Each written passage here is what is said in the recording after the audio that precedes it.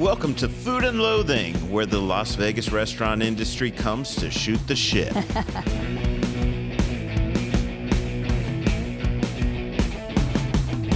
I'm your host, Al Mancini, incredibly excited to be reunited in person by my co-host, Gemini Stevens, this week.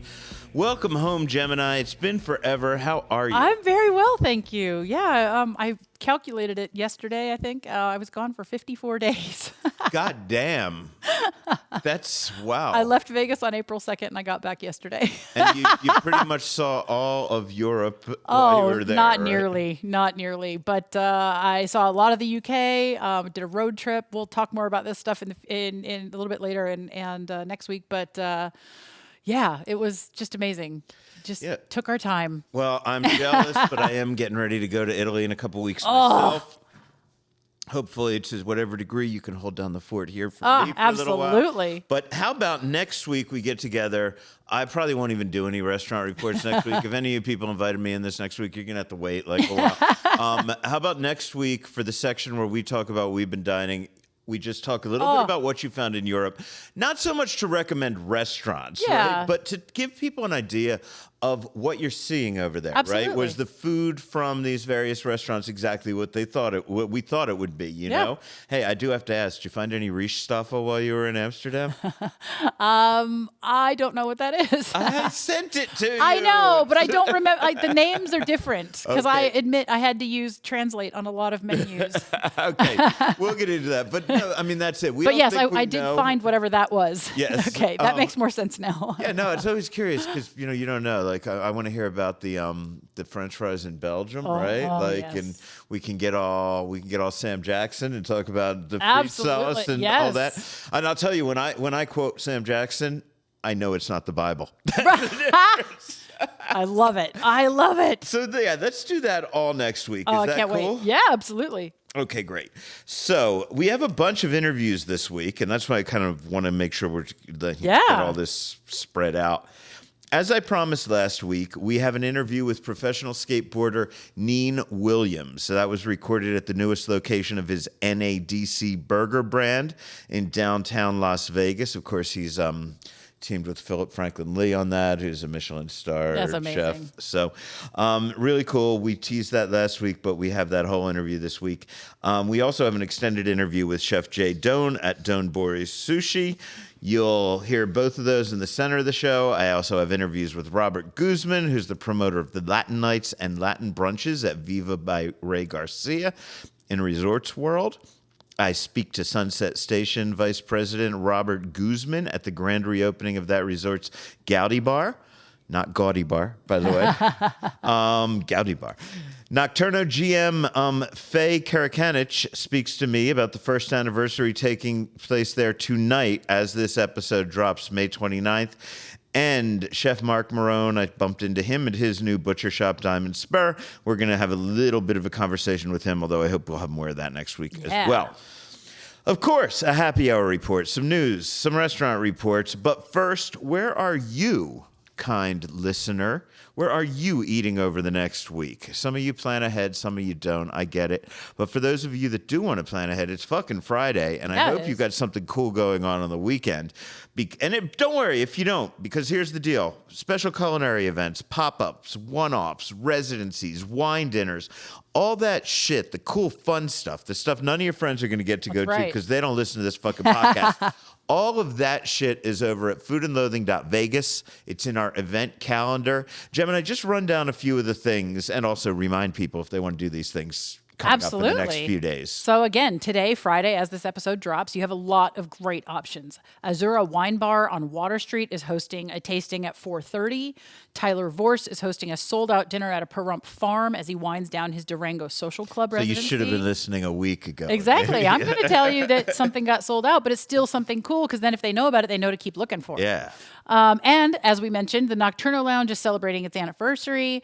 It's been open for a year now. Al spoke to the bar's GM, Fhaye Kerekenich, about a year that's brought them accolades from the James Beard Foundation, Star Chefs Las Vegas, Tales of the Cocktail, and more. First of all, congratulations. A year. And in Las Vegas, especially on this side of Charleston, that's quite an accomplishment. How do you feel about it?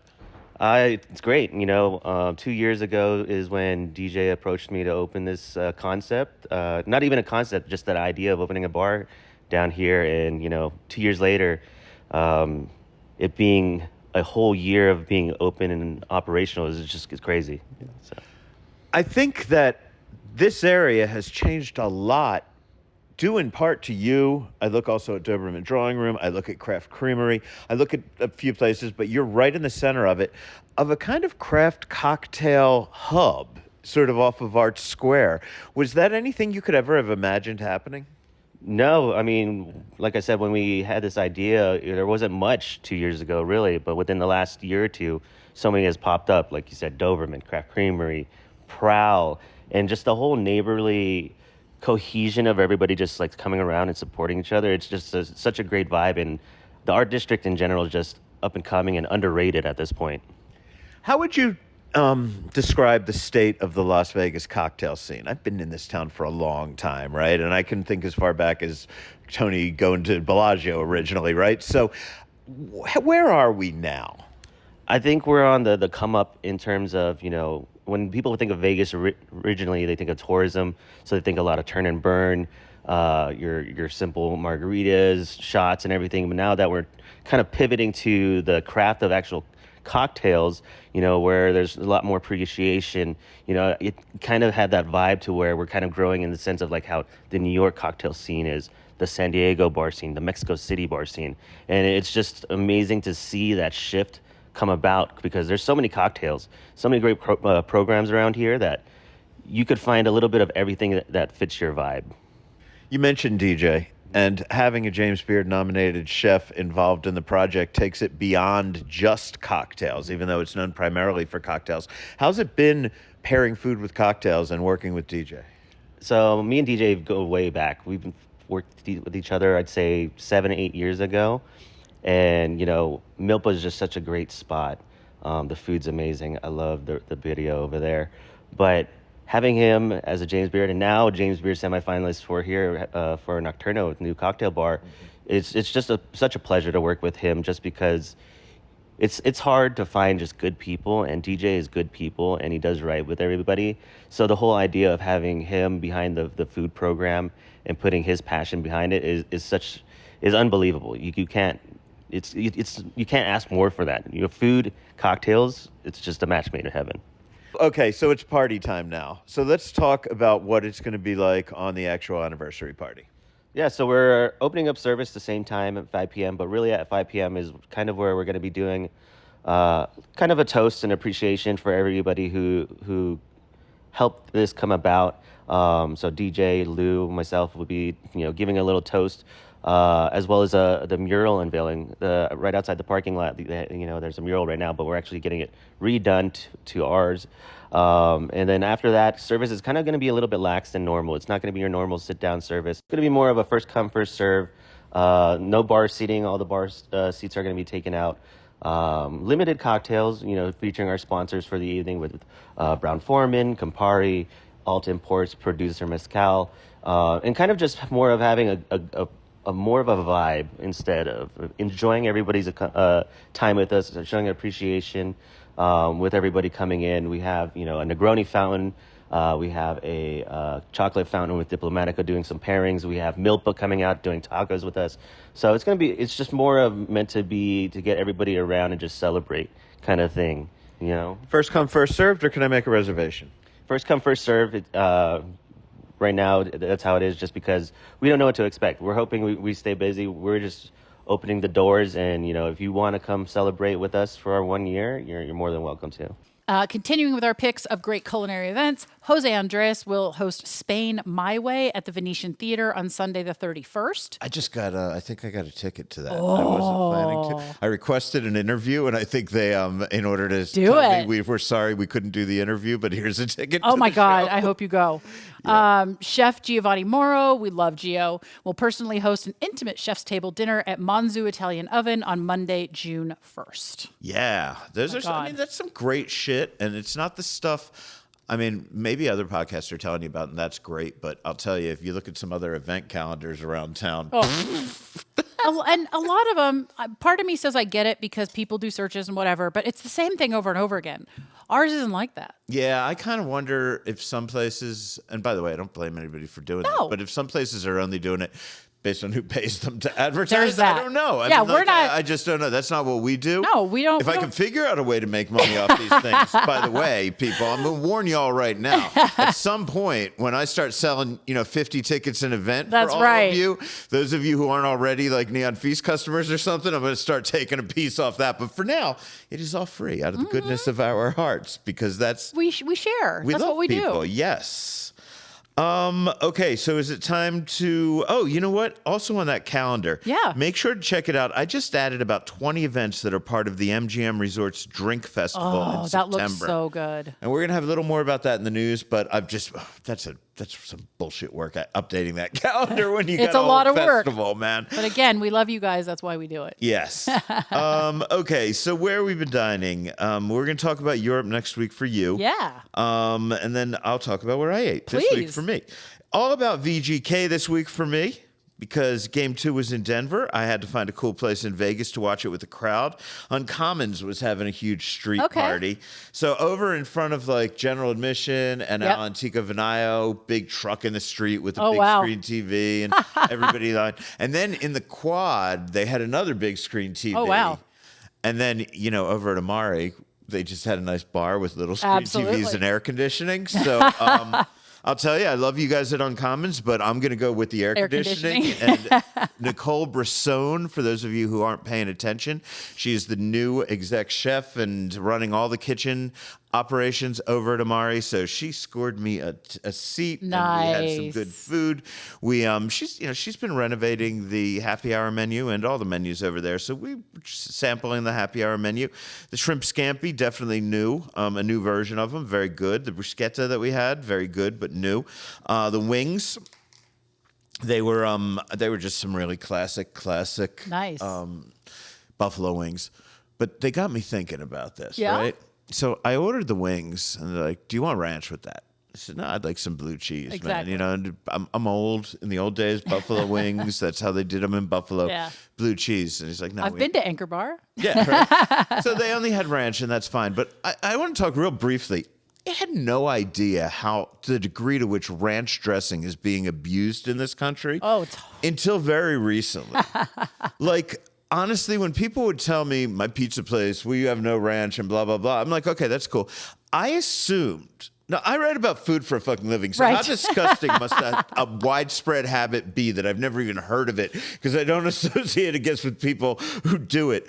When people say they wanted ranch or whatever with their pizza, I assume they're just dipping their crust into it. That's what I thought. No, man, there's people that pour the fucking dressing right on the fucking pizza. Why? Well, first of all, just why? Yeah. But why wouldn't, if that's your thing, again, why wouldn't you eat get what a you ranch like? Pizza or something, exactly. A ranch flatbread. Exactly. Yeah, I didn't know this, man. And then the people at Prince Street Pizza, who are great people, I like them a lot. Although they kind of sold out on the sauce thing. Like they always had this sign, no sauce, no this, no that, no ketchup, no ranch, no blah, blah, blah. And then they're like, try our new sauce, right? So, okay, you can't beat them, join them. You give the people what they want. I'm all in favor of that. But so they decided to give me some of their sauce on my pizza at a food event. Okay. And they plopped it on top of the pizza. And I was like, what? And they're like, what, you don't have ranch on you've never had ranch on top? And I'm like, I had no idea this is what you people are doing. No fucking idea. And it's just insane to me, man. I mean, pizza has sauce. It has cheese. This is America. This is what's wrong with America. We just need to pile more shit. Just because you like 12 things doesn't need all 12 things on the same fucking dish. At some point, my palate just doesn't know what to do when there's that much going on. Yeah.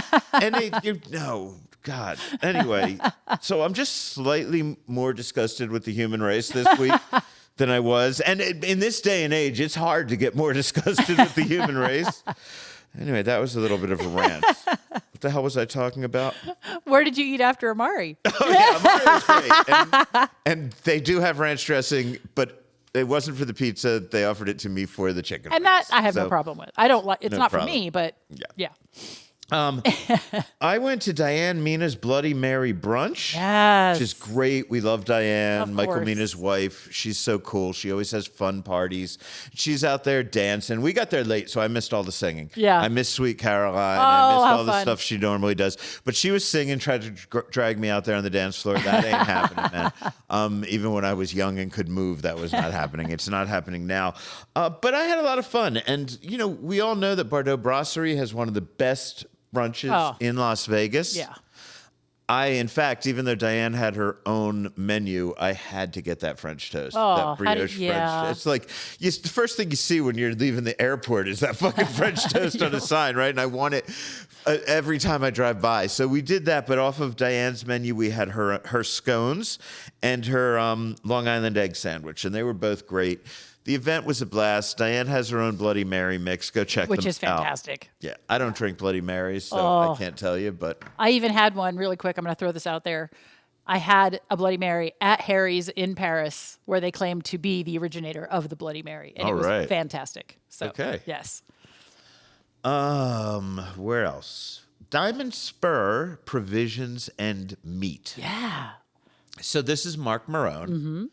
And he and I spoke about this, I think, at Vegas Unstripped a little bit, but not on microphone because, I was left all by myself at Vegas Unstripped this year. And I was just doing what little I could. But he told me about how he's involved with this fucking ranch and how they come into Vegas and they're opening this this butcher shop that's all clean meats and they know where they raise the animals themselves and they're gonna have sandwiches and he wants it to be like Arthur Avenue in the Bronx. Okay. And I don't know, a lot of people throw around Arthur Avenue like I know that. I never went to the Bronx when I lived in New York. Just couldn't tell you. But super cool 70s vibe. He told me they recreated like the wood paneling that we all had in our basement in the 70s. Oh yeah. But to buy vintage was so fucking expensive. And it, crap that every lower middle house class I grew up family in had in their basement. Ours was in the lounge room. Wasn't even the basement. So Mark told me about that. Then I guess he went off and talked to the RJ or something, which happens. That's cool. But no, so he opened yesterday, and I was excited about it. I drove by. I got a chicken parm sandwich to go. Yeah. This thing was fucking massive. I put a picture of it. It's messy and sloppy and all kinds, and you're just eating it. And the sauce is good, super crispy, maybe a little overly browned on the outside, but that's okay. It just makes it a little more crispy, right? And I'm loving it.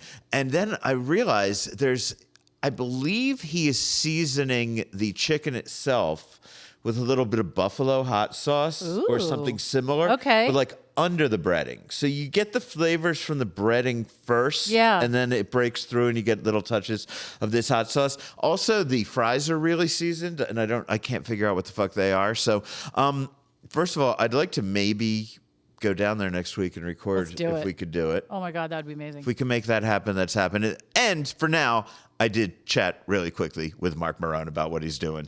Dude, it's been forever since we've spoken. I'm so glad to catch up with you. I never thought I'd be catching up with you here at a butcher shop in Las Vegas. We're going to go deep into this, hopefully in a week or two, into how you did this change. But for now, I want to get people out here right away. Sure. Tell them what you're offering out here. Yeah, so what we're offering here is we have our own regenerative ranch down in Arizona. So we've got about 30,000 acres down there. We've got full regenerative beef that we have raised 100% on pasture.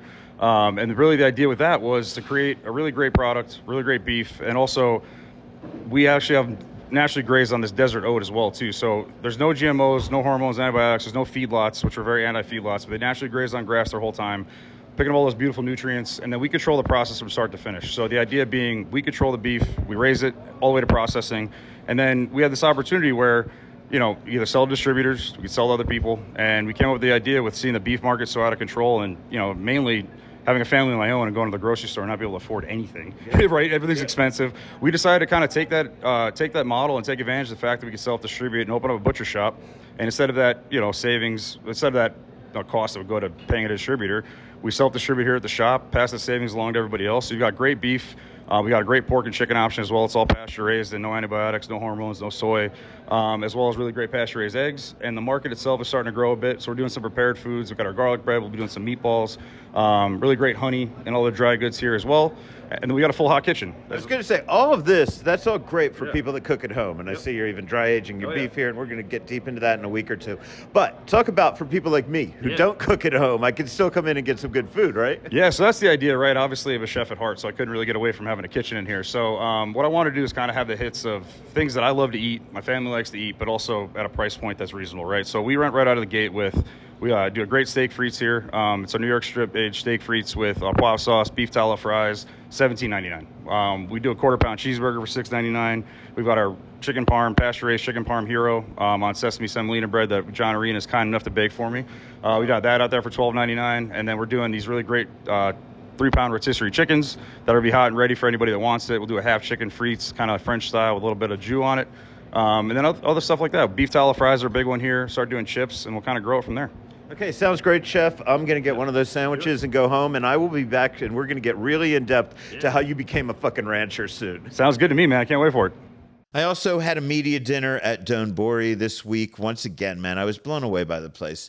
I got to try a few more dishes than I had when I went in on my own. I loved everything. Standouts, if you're looking for them, I would tell you the ama ebi and scallop tartare topped with caviar. I didn't have that last time I was there. Really fucking good. Wagyu tartare, really fucking good. She brought us out a few more sushi options.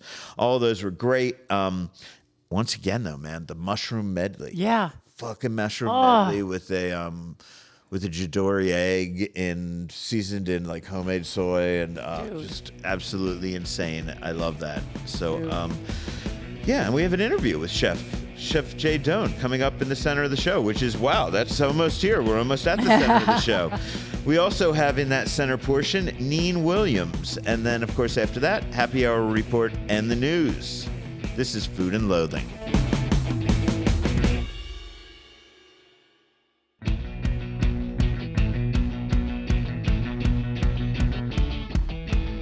Over the past few episodes, I have been speaking a lot about Doanburi Sushi, a new high-end suburban sushi spot on Rainbow that everyone in the industry seems to be buzzing about. So I dropped by one recent afternoon in between my dinner there and my media dinner there. I went by and I got the chance to speak with Chef Jae Doan. Here's that interview. I started getting surveys back for Neon Feast, and people started writing in this restaurant as their favorite Japanese restaurant, and eventually I said, okay, I've got to come over here. And I was absolutely blown away that you are taking sushi to another level and being done an interesting way here in the burbs. Yes. So for us, we basically I have worked on the strip for a very long time. So I want to bring this quality to our community and with the great service and great quality of food. So you'd mentioned that you'd worked on the strip. You worked at Mizumi at Wynn, I believe, and you worked at Morimoto. Am I correct on that? Yes, I did work at Morimoto and Mizumi. Is that where you learned how to cut sushi and how to make sushi, or were you already a sushi expert by the time you got to those restaurants? No, I actually, after high school, I went to sushi school in California in Torres. And after that, I had the live of fate, and I just started learning. And the funny thing is that I able to work under my idol that was Chef Morimoto when he first moved to Vegas. So ever since, that gave me big motivation to be where I am right now. Yeah, and he is certainly one of the absolute best. I'm interested in hearing you say you went to sushi school, because I don't know that I know any sushi chefs who went specifically to sushi school. And I got to know, how long is that? How much education is involved in that? So the education, it only takes 3 months, but it takes a lot of discipline in between those three months of learning. Everything is very fast-paced.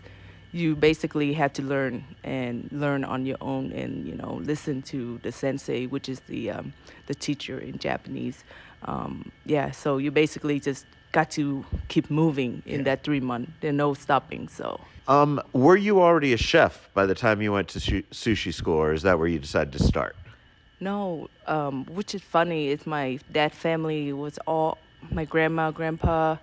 It's actually chef, and all my aunt and uncle from my dad's side are actually chef. So I guess I get that DNA in me to become where I am.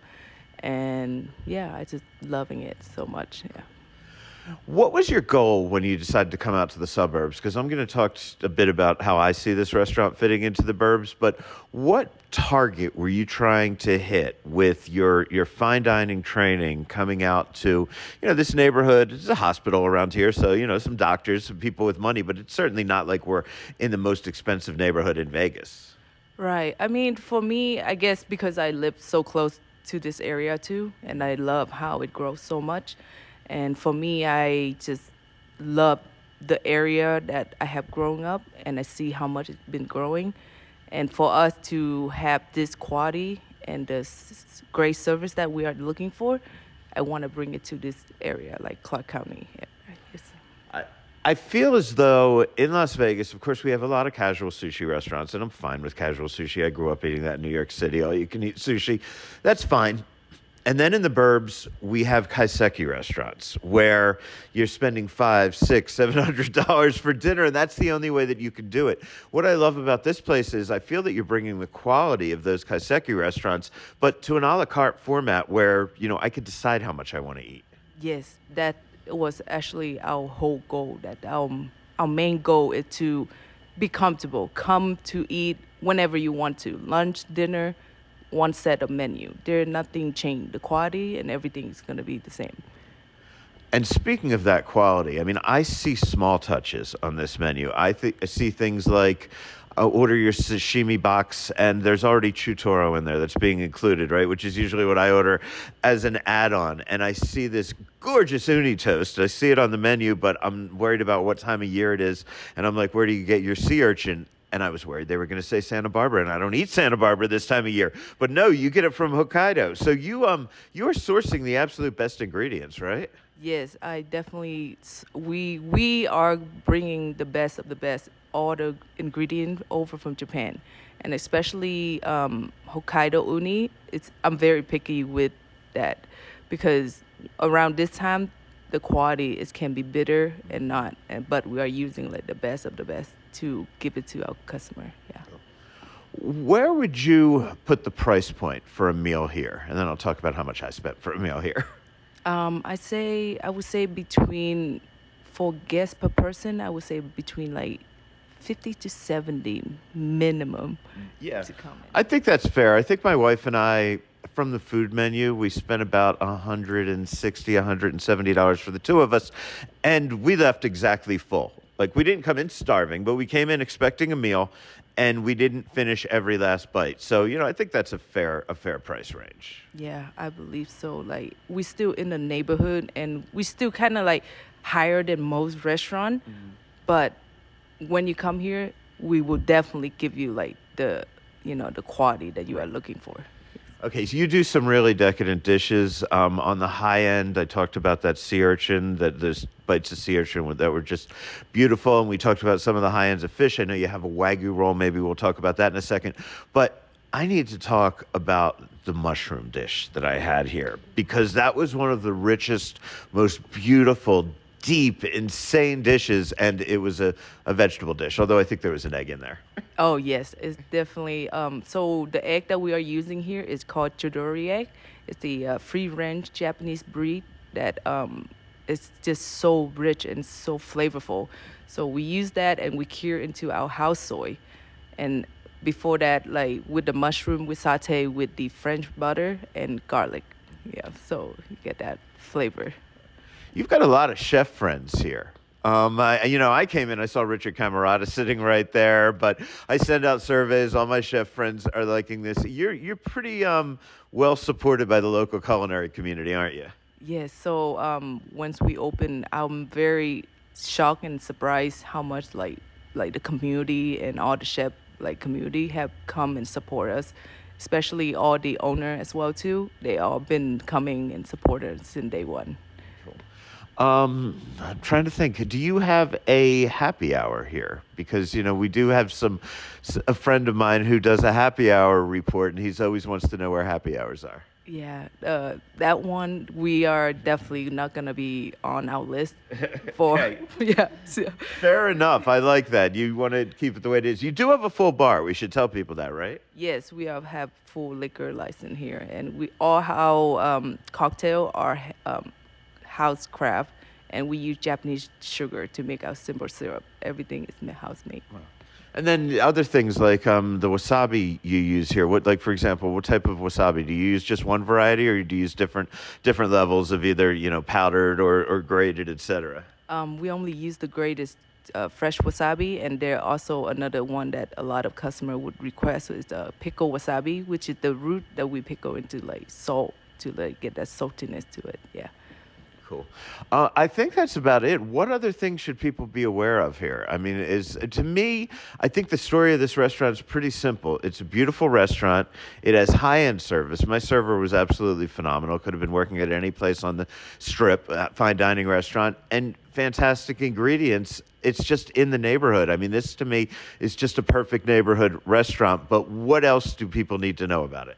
I think for a lot of guests that have not heard about us, and for us, our price is very high, higher than most of sushi restaurant that you will find off the Strip. But I will tell you that you will never be disappointed when you come in and give us a try. Yeah, that's absolutely the thing, right? If you're paying for it, you at least want to be getting the money's worth, and I think you definitely get the money's worth here. So, Chef, thanks so much for your time. I really appreciate it. Thank you so much, Al, for coming and giving us this opportunity to be on the podcast. And as promised last week, here's my interview with professional skateboarder Neen Williams, who has partnered with Chef Philip Franklin Lee to create NADC Burgers. And I recorded this at their new location on the corner of 6th and Carson. Congratulations on opening here in Las Vegas, Neen. How many is this for you guys right now? Right now, as of today, this is 13. 13? Yeah, 13. Yeah. So could you give me the quick backstory? You're a professional extreme sports guy, right? You're not known as being a chef. How'd you get into the burger business? So, I mean, I'm not known of being a chef, but I've been a very passionate home cook forever, my whole life. I mean, I'm 40 years old. So I've been cooking all my life. I really got into cooking when I was younger with my mom and stuff, and then learned a bunch of recipes from different cultures, from friends growing up, and then like really got into cooking like tacos and different very like in-depth food, like where I wanted to like, start making crazy stuff like barbacoa under the ground and like, roasting pigs and just different kind of things, so I got really into that when I was younger. Obviously, like, I'm known for skateboarding and everyone knows me for skating, but behind the scenes I still had to eat, so I made a lot of food, and burgers were one of the things that I would make too when I was like younger, and I was like really into them. So what does NADC Burger stand for, and what kind of burgers are they that you're bringing to downtown Las Vegas? So NADC Burger, NADC stands for Not a Damn Chance.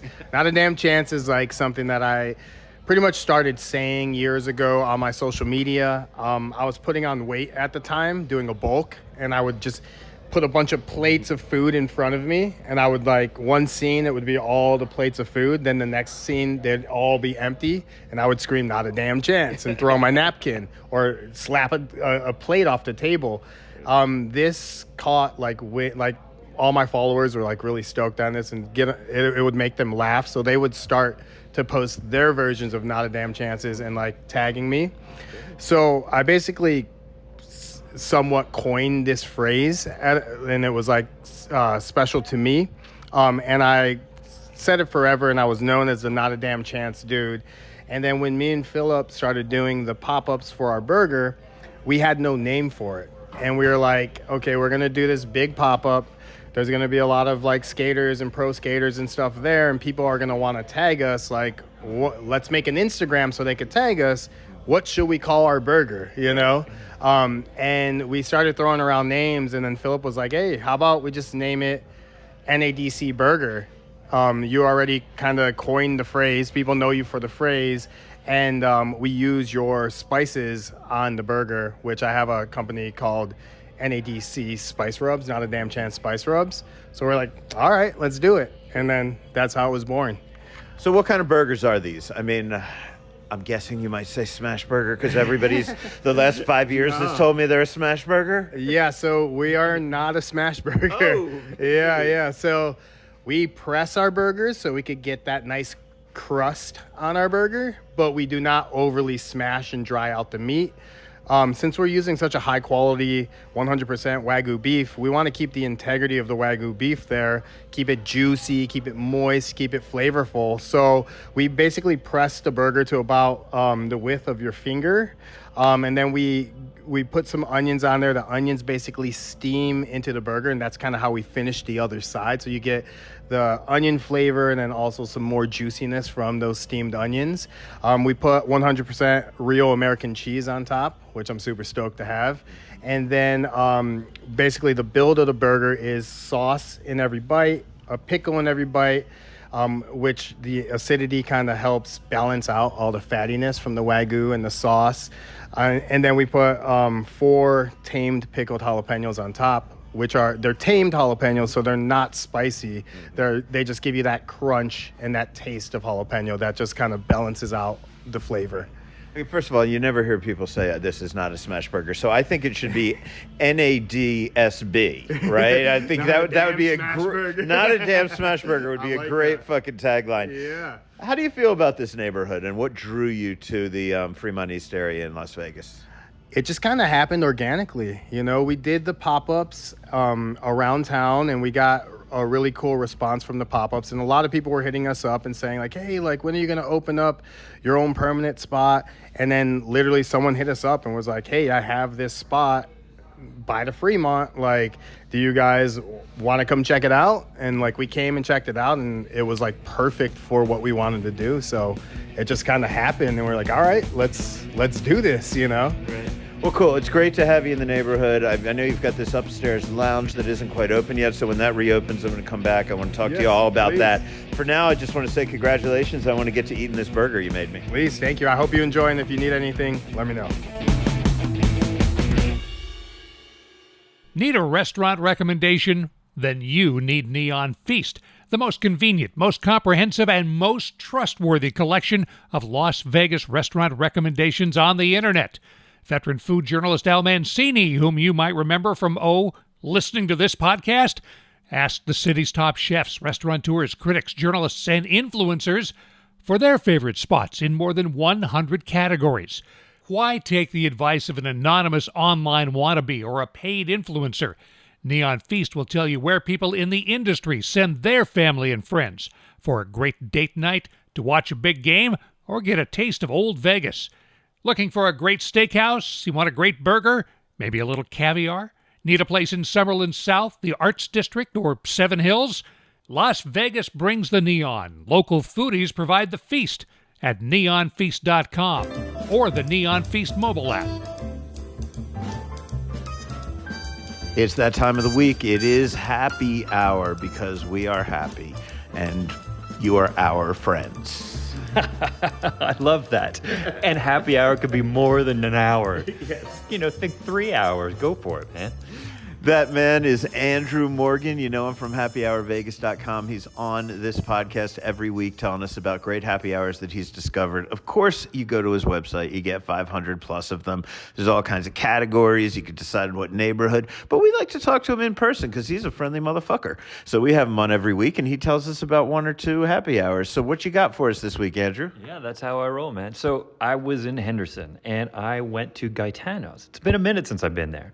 And we love Gaetano's. Right. Great restaurant, been around forever, family run, get their ingredients from Italy. I've just added a new bar. Yeah, they do everything really well there, actually. So pretty excited about that one.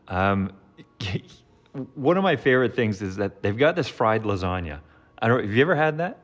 I have not. Okay, so it's $12, happy hour menu. By the way, happy hour is 4 to 6 p.m. at the bar every day. And get the fried lasagna. And any of the spritzes. I'm telling you, the combo, for some reason, just makes a lot of freaking sense, and you're only going to spend like $22. So. What's a fried lasagna? So that's the move. No one else in Henderson is doing this. I can't think of... So it's lasagna, literally. And don't quote me on this one. I think it's like day-old lasagna. No, Nick. No. We're not saying that. No, man, I know those guys. I know Nick and Sarah. They're not using day-old anything. I'm fucking kidding. Of course they're not doing it. They just fresh you. I'd probably never be invited in if I said that. So, no, it's obviously lasagna, cut in a little smaller portion, put into the fryer, and it just works, man. Cool. Yeah. Okay, so what's the general price range for food and beverages during their happy hour? Food, you're looking at $10, $12. Cocktails also around, $7 to $10 kind of thing. Like so, Sicilian old fashioned $10. Any of the spritz, Aperol, Cocchi Americano, Italian Pink, $10. Fried lasagna, $12. Rigatoni alla vodka, $12. So you got a lot of selection there, and you're not going to be disappointed. You're not going to go home hungry, that's for sure. No, and you know what? You're getting off work. You're coming down Eastern Avenue. The traffic's fucking shitty anyway, so just pull in and go to a happy hour at Gaetano's. And, don't even get me started on the wine list, because they've got Wine Spectator up their ass all day long because they're saying there's such a great wine list and what's going on over there. So anyways, the whole thing is great. And the vibe is awesome, too. Yeah, they're great people. They're great people. They love Las Vegas. They love the local community. So, okay, there we go. That's our happy hour report for this week. Andrew Morgan, you going to come back for us next week? You know what? You can't get rid of me, man, at this point. You're going to keep doing it even after I go away to Italy? Of course. Happy hour's not going away. I'm not going away, so. Okay, cool. Well, thanks for your time, my friend. Remember, go to happyhourvegas.com, and there's a lot more. Sign up for their newsletter while you're there. Happyhourvegas.com, baby. Thank you, Andrew. And now, Gemini, you got some news for us? Oh, I got a lot of it for you. All right. Hey, if all goes as planned, Steve Kessler will have just reopened Aroma Latin America Cucina at 3355 Spring Mountain Road last night, Thursday, as this episode drops on a Friday. They're currently doing dinner only Tuesday through Saturday, and we're hoping to get Steve on the show soon for an interview. And if you're not sure where that is, it's Spring Mountain and Polaris. It's over by the Sand Dollar, so you have no excuse not to know where that place is. Yeah, I called Steve to get some info, and he's like asking when I could come in, so maybe by next week. Oh, he's one of my favorites. Yeah. We told you last week about the new Thursday night Latin nights at Viva by Ray Garcia. Well, they also have a Latin brunch on the weekends. Al returned to the Resorts World Mexican spot to speak with promoter Roberto Guzman about both. The idea is for people to come have drinks, dinner, and dancing. I really love live music. We have a 5-piece band with some of the best musicians in town. They're all 4 of them are Cuban. 1 of them is from the Dominican Republic. The music is not only traditional, but it's also extremely Vegas standard. They're all amazing musicians, and we're trying to create a sound that can not only cater for Latin people, but could also cater for people from around the world that just want to come have a Latin experience by making it modern and youthful and fun. One thing I noticed was clearly if you know how to dance, this is a great place to come and dance. But if you don't know how to dance, you have people here that are going to lend a hand, right? Yes, we have 2 professional dancers that it's a funny name. We call them taxi dancers because they're not only teaching a formal dance towards the beginning of the evening, but they're actually around the space encouraging people to go and dance, which makes it very fun for the guests. And because you're right, there's a community of salsa dancers in Vegas that follow Latin events around town with salsa and bachata. But a lot of the times it can be intimidating just sitting there. So we're trying to have these key players that are going around the space and really bringing everybody and connecting the community with, I guess, your regular Joe that doesn't necessarily go and they're not dancers, right? Because a lot of these people from the community, they spend a lot of time taking dance lessons and training in the dance studios. You know, one thing that I really love about this experience, it's early. It's from 6 to 11, which means that you can come here directly after work and you can have an amazing evening and still go home early and be able to be functional the next day. It's also family friendly. It's all ages, so you can come out with your family, which is very nice. And if you're local, there's free parking for locals here at Resorts World, right? Yes, free parking for locals, and I really believe that this is a space where we want to connect and bring the community into this space. We want to show what the local community of people can bring, and then when the locals come, when the tourists come, then they can enjoy us, right? If we're connected, I feel like Vegas, we need to continue pushing for culture. We need to continue pushing for community, because this is what's going to put Vegas in the map. Well, thanks so much for your time. I really appreciate it. Great event when I was here last week, and thanks for having me. Thank you, and I really want to encourage you to come and try the party brunch. So the party brunch, we still have a little bit of live music elements. We have more dance performances that are choreographed. So while you're enjoying your brunch, we do a lot of entertainment around the tables. It's not so much like a dance-forward event, but it's definitely like a drink and party and eat and enjoy the atmosphere. So I want to personally invite you to come one of these Saturdays and Sundays. It's a bit of a twist on our Thursday that feels more like a party. Sounds like fun. I will definitely do that. I'll call the PR people. We'll set that up. So Thursday night, Saturday and Sunday during the day, if you want Latin, Viva by Ray Garcia is the place to go, right? Yes, and we hope to see you soon. And Sunset Station has reopened its Gaudi Bar and the surrounding Gaudi gambling pit. It was a massive remodel and refurbish. And if you're familiar with the area, you know there's a lot of stained glass, all of which has been brightened up. There's a new chandelier in the bar, and Al got all the details from the VP and GM of Sunset Station, Lee Torres. This is, I guess, the closest that Sunset sort of comes to a center bar. It is really the central hub of activity, and you've given it a major makeover. Can you talk about that? Yeah, I mean, it truly is the heart of the property, has been, for a long time. And I think it was as they're looking to continue to evolve our property and transform the amenities that we have for guests, it was how do we make sure we take something, give it some modern touches, but still hold a little bit of a nod to what it was in the past. So I think what you're going to see is, a little bit of a different take, modern elements, but I think you'll see that from a character and a personality standpoint, a lot of what was in the Gaudi Bar before will continue to hold. Let's talk about this stained glass, because it's stunning when you see it, and I know you guys were very careful in reconditioning that. Yeah. So the stained glass has been in for a long time, and it was a critical piece of this renovation. And so, as you said, it was painstakingly taken down, it was cleaned, repaired, and then just as much careful reinstallation of the glass itself. We put some new dimming lights behind it that allow us to play a little bit with the brightness, but the intention was to let the glass pop on its own, and it kind of fills the space with the feeling that you're going for.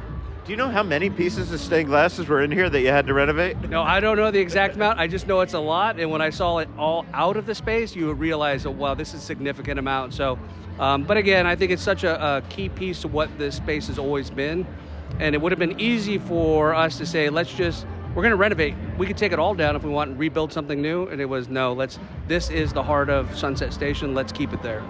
It's always fun to have a bar that is surrounded by a pit, right? So you can come and you can go and you can gamble and all of that.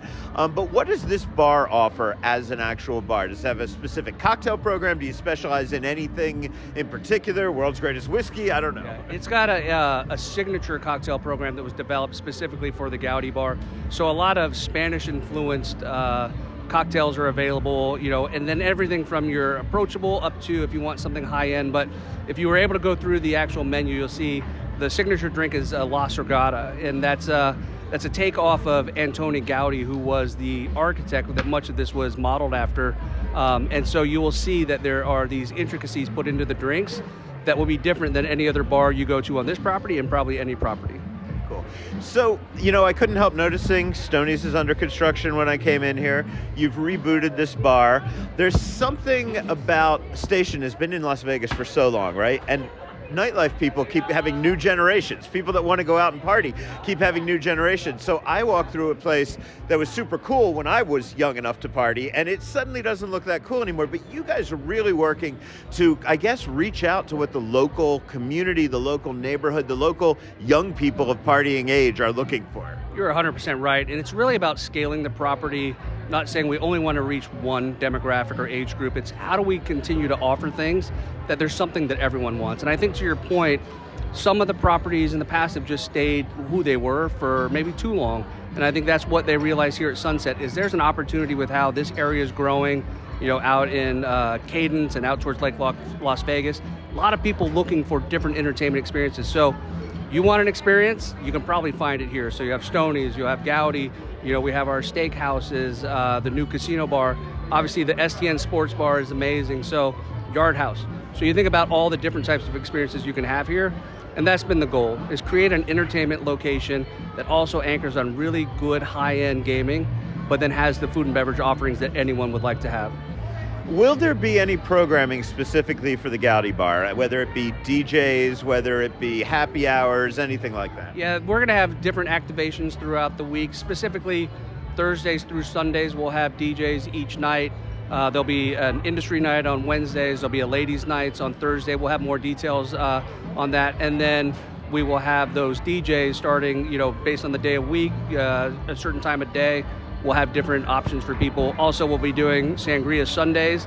That's where we're going to create a little bit of a vibe earlier in the day. So from like a noon to 5, we'll have a DJ in here with some different specials on our Sangria. So yeah, you'll find different programming here almost every day of the week. MGM Resorts International has announced the lineup for their Drink Festival this September and put tickets up for sale for the various events. Between Thursday, September 24th and Sunday, September 27th, at least 23 chefs, 16 bartenders, and 6 sommeliers will participate in and host over 20 individual tastings, cocktail hours, dining experiences, panels, and seminars at the Bellagio, Aria, Cosmopolitan, and Park MGM. Yeah, this thing's fucking huge. Holy cow. I put it on the event calendar like a month and a half, 2 months ago under the save the date. Yeah. But now, then I started adding each individual one. Man, there's a lot. I would say there's some stuff like as low as $95. That's the great. Cheapest that I remember seeing. And then, obviously it goes up from there. And there's some stuff that's already sold out. I mean, so get in there quick, kids. If you're not thinking about, September sounds like it's far away, it's at the end of the summer. It's going to be June on Monday, kids. So I'm gonna take this one because I was just there last night and I may be changing what I say. Okay. Here. So Black Tap in the Venetian, you guys know it. Those crazy shakes. They're fucking great. They're the only milkshakes you have to eat with a knife and a fork that I know of. So they held a party to celebrate on Thursday night. They held a party to celebrate the creation of their new Crazy Sundays. Okay. Actually, a smart fucking idea, right? Because you're all trying to share the shit that's in there anyway. Yeah. So it made sense. So, their publicist, old friend, I've known him for, a million years, and asked me if I was going to go. And I'm like, yeah, I'll go because I'm not going to that night's VGK game. I'm going to go to game 3. Lori went to game 4. And so I wasn't thinking a big deal. I didn't think we were going to sweep, right? So I went to game 3, great game. And then suddenly we're getting down to this one. I'm like, we could sweep this thing tonight. So I showed up at the party and I was like, I'm going to do a couple interviews, right? And then I'm getting the fuck out of here and I'm going to go watch the Golden Knights. So, it's... I did not I was not a good journalist. I left the party early. I do have some information all about the Crazy Shake, the Crazy Sundays. We're going to run that next week. But for now, I should mention that while I was trying to duck out, trying to go watch the Golden Knights game, they reminded me that you can actually celebrate Golden Knights wins at Black Tap with what they're calling their Vegas Golden Knights Shake, Crazy Shake. And owner Chris Barish reminded me about that. You just reminded me of something really cool. If I want to celebrate Golden Knights victories, you've got something going on here. You come in and you have the Las Vegas Golden Knights Shake, which is unbelievable. We've had on the menu for a few years, and it's a great way to celebrate your favorite team winning. That shake, by the way, features a caramel shake served in a glass with a vanilla frosted rim adorned with white and gold sprinkles. Then it's all topped with a puck made of chocolate cake, whipped cream, sprinkles, and a cherry. And that's $21. And that's about it for this week. Remember, you can get more news at foodandloathing.vegas. No paywall, no clickbait. You simply have to know how to read. And if you possess that skill, you'll be able to read Bob Barnes' weekly dining and entertainment news column, which is posted every Tuesday. This week, Bob covers Las Vegas Restaurant Week, Azura Wine Bar, New Vista Wine Walk, Farmer Boys, and Ooh La La French Bistro. And then he takes a deep dive into the vats of the Chicago Brewing Company. In the meantime, look for me and Andrew on the CW's ARC show and News 3 Las Vegas. I think we're about to lock in a regular weekly appearance there, which would be a lot of fun. We're just working out the timing with everybody's summer travel. Yeah. So keep your eyes open for that. I think it's going to be a Friday thing. You can also read me and Andrew over at LasVegasAdvisor.com. With that, I'm Al Mancini, live in person with Gemini Stevens. Woo! With Rich Johnson producing on the back end and Andrew Morgan reporting. I want to thank all of our guests, Jae Doan, Neen Williams, Fhaye Kerekenich, Chris Barish. I'm realizing I forgot to thank a few other people. Thanks to our friends at Sunset Station, who we spoke to, and Marc Marrone. Okay, so thank you all. In the meantime, I'm Al Mancini. We already did that. I just said that. So I guess all I got to tell you is, man, you got to eat a lot, but you always got to stay hungry.